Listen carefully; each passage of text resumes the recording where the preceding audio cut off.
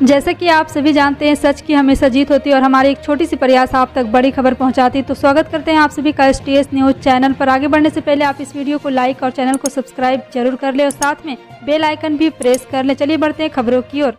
और 2022 में होने वाले विधानसभा चुनाव में आप किस पार्टी की सरकार बनाना चाहते हैं, कमेंट सेक्शन में टाइप करके जरूर बताएं। उत्तर प्रदेश विधानसभा चुनाव में कांग्रेस ने भी ब्राह्मण कार्ड खेलना शुरू कर दिया है। प्रियंका गांधी ने प्रदेश की 2 चर्चित घटनाओं से जुड़े परिजनों को कांग्रेस में शामिल किया है। एक तरफ कानपुर बिकरू कांड में आरोपी खुशी दुबे की मां गायत्री तिवारी और दूसरी तरफ बांदा में अमन त्रिपाठी हत्याकांड के बाद मां मधु त्रिपाठी चर्चा में है। बता दें, गायत्री त्रिपाठी और मधु त्रिपाठी राजनीतिक दलों के एक दिन उत्तर प्रदेश में सियासत का केंद्र बन गई है। सभी दल इनके जरिए ब्राह्मण वोट बैंक को साधने की जुगत में लगे हैं। यहाँ तक कि बसपा ने भी खुशी दुबे के मामले में बीजेपी पर लगातार हमला किया। कांग्रेस ने अयोध्या जिले के 5 में से 3 विधानसभा क्षेत्रों के लिए प्रत्याशियों के नामों की घोषणा कर दी है। रुदौली से दयानंद शुक्ल, बीकापुर से जिलाध्यक्ष अखिलेश यादव और मिल्कीपुर से नीलम कोरी को मैदान में उतारा है। विधानसभा चुनाव को लेकर कांग्रेस ने भी पत्ते खोलने शुरू कर दिए हैं। जिले के 5 में 3 विधानसभा क्षेत्रों के लिए प्रत्याशियों के नामों की घोषणा कर दी गई है। इन सभी क्षेत्रों से टिकट मांगने वाले बहुत लोग थे। आगामी 1 फरवरी को पेश होने वाले आम बजट से पहले केंद्र सरकार ने नए मुख्य आर्थिक सलाहकार के नाम का ऐलान कर दिया है। सरकार की ओर से दी गई जानकारी के मुताबिक वी अनंत नागेश्वरन मुख्य आर्थिक सलाहकार बनाए गए। उन्होंने कार्यभार संभाल भी लिया है। बता दें कि आम बजट में पहले 31 जनवरी को आर्थिक सर्वे सदन के पटल पर रखा जाएगा। इस आर्थिक सर्वे की पेशकश से लेकर व्याख्या करने तक मुख्य आर्थिक सलाहकार की बड़ी भूमिका होती है। यह वित्त मंत्रालय का एक वार्षिक दस्तावेज है।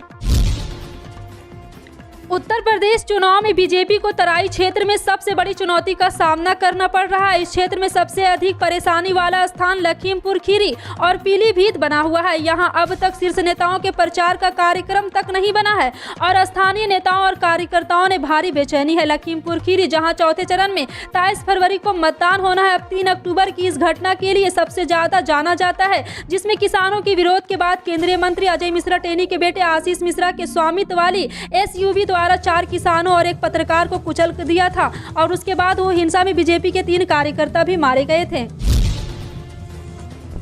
रेलवे भर्ती बोर्ड द्वारा गैर तकनीकी लोकप्रिय श्रेणी परीक्षा के लिए हालिया एग्जाम को लेकर विरोध प्रदर्शन बढ़ता जा रहा है। छात्रों के विरोध को देखते हुए प्रधानमंत्री कार्यालय ने परीक्षा की प्रक्रिया की समीक्षा के लिए शुक्रवार को रेलवे के अधिकारियों के साथ एक बैठक बुलाई है। शाम को बुलाई गई बैठक में PMO के अधिकारी पदों को भरने के लिए रेलवे द्वारा अपनाई जाने वाली भर्ती प्रक्रिया पर भी जाँच की जा रही है। इंडिया टुडे की रिपोर्ट के मुताबिक PMO विशेष रूप से 2004 में अपनाई गई भर्ती प्रक्रिया पर ध्यान केंद्रित करना चाहता है। उत्तर प्रदेश, बिहार में छात्र RRB NTPC परीक्षा के विरोध कर रहे हैं, क्योंकि उनका दावा है कि चयन पद्धति कम योग्यता वाले उम्मीदवारों के खिलाफ है। यहां तक कि छात्रों ने 15 जनवरी को परीक्षा के पहले स्तर के परिणाम आने पर इस पद्धति का विरोध करना शुरू कर दिया था।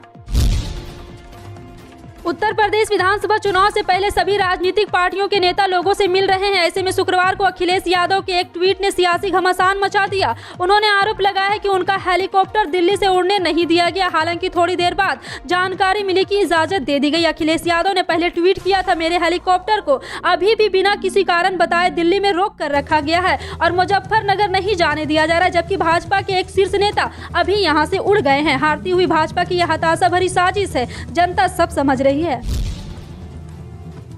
भारतीय जनता पार्टी के सांसद वरुण गांधी ने शुक्रवार को कहा है कि देश में आज बेरोजगारी सबसे बड़ी समस्या बनकर उभर रही है। इससे मुंह मोड़ने का अर्थ कपास से आग ढकने जैसा है। अर्थव्यवस्था और कृषि जैसे मुद्दों पर केंद्र सरकार के रुख की आलोचना करते रहे वरुण गांधी ने पिछले दिनों पटना में रेलवे भर्ती में अनियमितता को लेकर प्रदर्शन के दौरान एक युवक से बातचीत का BBC का वीडियो ट्विटर पर साझा किया है। इसके साथ ही उन्होंने लिखा है कि देश में आज बेरोजगारी सबसे बड़ी समस्या बनकर उभर रही है। स्थिति विकराल होती जा रही, से मुंह मोड़ना कपास से आग ढकने जैसा है। ज्ञात हो कि रेलवे बोर्ड परीक्षा की प्रक्रिया में कथित अनियमितताओं के विरोध में 24 जनवरी को छात्रों के विभिन्न समूहों ने पटना सहित बिहार और उत्तर प्रदेश में अलग अलग स्थानों पर प्रदर्शन कर रेल मार्ग को अवरुद्ध कर दिया था। 5 राज्यों में विधानसभा चुनाव का बिगुल बज चुका है और पूर्वोत्तर के राज्य मणिपुर की 60 सीटों पर भी वोट डाले जाने हैं। इससे पहले हम आपके लिए मणिपुर का ओपिनियन पोल लेकर आए हैं, जिससे आपको वहां के चुनावी माहौल को समझने में मदद मिलेगी। जी हां, आपको बता दें कि राज्य में 60 सीटें और 16 जिले हैं। खुंदर पक्कम, हीनगंग, थोउबाल जैसे अहम जिले भी मणिपुर में शामिल है। सबसे पहले 2017 में मणिपुर में किस पार्टी को कितना वोट शेयर मिला, इसकी बात करते हैं। पिछले चुनाव में यहाँ बीजेपी का वोट शेयर 36% था और कांग्रेस का 35, यानी कि 2017 में भी कांग्रेस और बीजेपी में महा टक्कर था। पोल के मुताबिक इस बार मणिपुर में कांग्रेस का वोट शेयर 41% रहने की संभावना है और बीजेपी का वोट शेयर 30% रहने की संभावना है। अन्य के हिस्से में कोई बदलाव नहीं हो रहा है, उनके हिस्से में 29% वोट शेयर आ सकते हैं। यह महज संयोग ही हो सकता है कि समाजवादी पार्टी की लाल टोपी को लेकर भारतीय जनता पार्टी के नेताओं की टिप्पणियां के बाद इसकी बिक्री अचानक बढ़ी है। लखनऊ में प्रचार सामग्री बेचने वाले बता रहे हैं कि रैलियों व जुलूस पर चुनाव आयोग की पाबंदियों के कारण बैनर व पोस्टर उतने नहीं बिक रहे जितनी सपा की लाल टोपी। शीला एंटरप्राइजेज के राजू शुक्ला ने बताया कि विधानसभा चुनाव में रैलियों और जुलूस पर चुनाव आयोग की पाबंदी के कारण प्रचार सामग्री के बैनर पोस्टर की बिक्री तो बहुत कम है, लेकिन सपा की लाल टोपी की बिक्री में इजाफा हुआ है। इससे लगता है कि सपा की सरकार बनना तय है। दिल्ली में पिछले 24 घंटे में कोविड-19 के 4044 नए मामले आए हैं तथा 25 और लोगों की मौत हो गई है। वहीं संक्रमण दर घटकर 8.60% हो गई है। स्वास्थ्य विभाग द्वारा साझा किए गए आंकड़ों से यह जानकारी मिली। स्वास्थ्य बुलेटिन के मुताबिक राष्ट्रीय राजधानी में नए मामलों के साथ संक्रमितों की कुल संख्या 17,64,041, जबकि मृतक संख्या 25,769 हो गई है। एक दिन पहले कुल 47,042 नमूनों की जाँच की गई।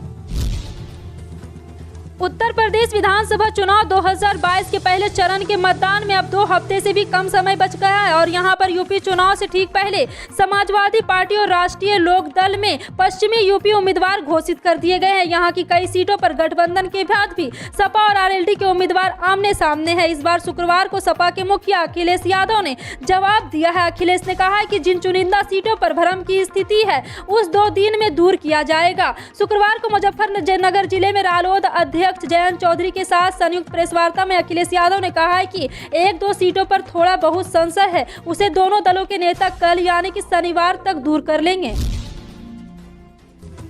आम आदमी पार्टी ने उत्तराखंड विधानसभा चुनाव के लिए उम्मीदवारों की 6ठी लिस्ट जारी कर दी है। इस लिस्ट में हेमारिया, संजू तिवारी, नंदलाल, मनोज शाह और प्यार सिंह नेगी का नाम शामिल है।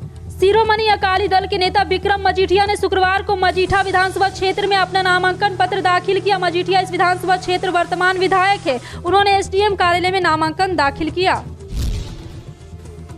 अमित शाह ने लोगों से उत्तराखंड में बीजेपी की सत्ता में वापस लाने की अपील की। केंद्रीय गृह मंत्री अमित शाह ने शुक्रवार को उत्तराखंड के रुद्रप्रयाग जिले में घर घर जाकर चुनाव प्रचार किया और लोगों से राज्य में भाजपा को फिर से सत्ता में लाने की अपील की ताकि अगले 5 साल के लिए सुशासन सुनिश्चित किया जा सके। शाह जिन्होंने रुद्रनाथ मंदिर में पूजा अर्चना भी की। अपने कार्यकाल के दौरान भाजपा सरकार द्वारा किए गए कार्यों को सूचीबद्ध करते हुए पर्चे बांटे और लोगों को यह भी बताया कि अगर पार्टी सत्ता में लौटती है तो अगले 5 वर्षों के दौरान क्या करने की योजना है। पहाड़ों पर हो रही बर्फबारी के कारण पूरे उत्तर भारत में शीतलहर का प्रकोप है। भारतीय मौसम विभाग के मुताबिक उत्तर प्रदेश समेत उत्तर भारत के कई इलाकों में ठंड के साथ शीतलहर और कोहरे का प्रकोप देखने को मिल रहा है। ठंड और कोहरे की दोहरी मार से लोगों की परेशानियां बढ़ गई है। मौसम विभाग ने कड़ाके की ठंड को देखते हुए येलो अलर्ट जारी कर दिया है। मौसम विभाग के पूर्वानुमान के मुताबिक यूपी में अगले 4 दिनों तक ठंड से राहत की कोई उम्मीद नहीं है। गोरखपुर में सुबह धुंध की वजह से काफी कम विजिबिलिटी रही है। राज्य में 31 जनवरी 2022 तक कड़ाके की ठंड पड़ने की संभावना है। रामपुर से 9 बार विधायक समाजवादी पार्टी के वरिष्ठ नेता मोहम्मद आजम खान इस बार फिर वहीं से चुनावी मैदान में है। वह मौजूदा समय में रामपुर लोकसभा सीट से सांसद है। हालांकि वह पिछले 23 माह से जेल में है। उनके उत्तर प्रदेश में भारतीय जनता पार्टी की सरकार आने के बाद से दर्जनों मुकदमे दर्ज हुए और अब तक कुल 103 मुकदमे दर्ज है। फिलहाल वो सीतापुर जेल में बंद है और जेल से ही उन्होंने नामांकन पत्र भरा। अपने नामांकन पत्र में दी गई जानकारी के अनुसार 2016 से 17 में उनकी आय 16,27,930 थी, जबकि उनके पास 40,50,000 की अंचल संपत्ति है, जिसमें एक रिवॉल्वर, 357 मैग्नम और 30 बोर की राइफल भी है। उत्तर प्रदेश में विधानसभा चुनाव के चलते सियासी पारा गरमाता जा रहा है। इस बीच मुख्यमंत्री योगी आदित्यनाथ ने शुक्रवार को समाजवादी पार्टी प्रमुख अखिलेश यादव पर निशाना साधा। उन्होंने कहा कि सपा ने राम भक्तों पर गोलियां चलाई, शिव भक्त कांवड़ियों की यात्रा रद्द की। जब हम सत्ता में आए तो राम मंदिर का सपना साकार हुआ। हमारी सरकार ने एक्सप्रेसवे बनाकर दिल्ली में मेरठ की यात्रा का समय 4 घंटे से घटाकर 40 मिनट कर दिया। जी हां, आपको बता दें कि इस तरह की लुभावने जुमलेबाजी सरकार इस बार अब नहीं आएगी। फिलहाल आपका इन सभी खबरों पर क्या कहना है, कमेंट सेक्शन में टाइप करके जरूर बताएं। पल पल की अपडेट जानने के लिए जुड़े रहें आप अपने NTS न्यूज चैनल से। मिलते हैं अगली बड़ी खबर में, तब तक के लिए जय हिंद।